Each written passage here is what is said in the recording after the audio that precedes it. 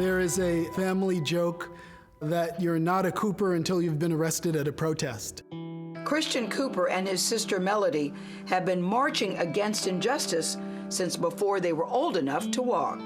My mother would show up to protest with me and Chris in a stroller.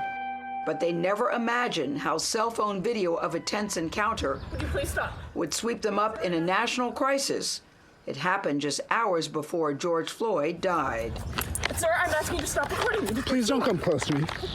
Christian, a 57-year-old Harvard-educated science editor, was birdwatching in a wooded area of New York's Central Park called the Ramble when he encountered a woman whose dog was loose.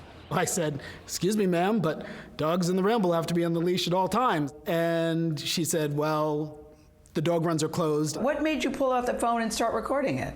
Well, that's a little bit of the irony. It had nothing to do with race. It was just a conflict between a dog walker and a birder. Please don't come close to me. I'm taking a picture and calling the cops. Please call the cops. I'm going to tell them there's an African-American man threatening my life.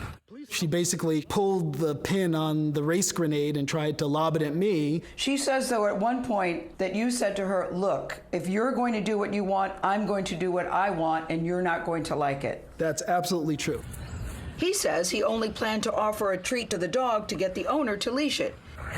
It's an old birdwatcher's trick that dog owners tend to resent. I'm sorry, I'm in the Ramble. At the point that she makes that phone call, it's very clear that, there is no physical threat to her at all. It's the iPhone and the dog treats. But Christian Cooper says the woman, coincidentally named Amy Cooper, knew exactly what to say to get police to respond. There is an African-American man. I am in Central Park. He is recording me and threatening myself and my dog.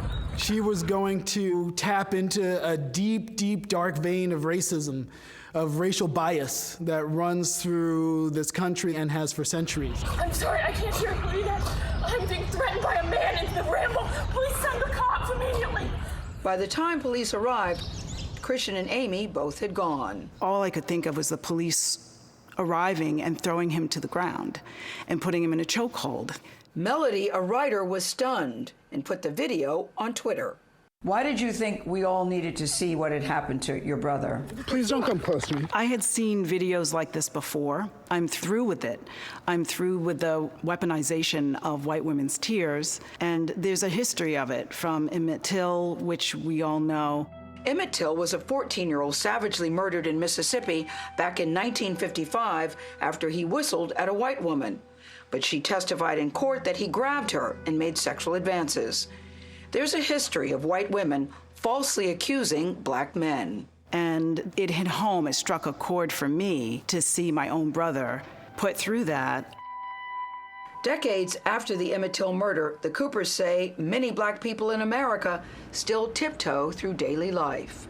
There's a reason why I've never worn contact lenses. What do you mean? Because people react differently to a black man who wears little round nerdy eyeglasses and to one who doesn't. Really? Oh. Honestly, I never thought about that. Yeah. Amy Cooper was fired from her financial services job.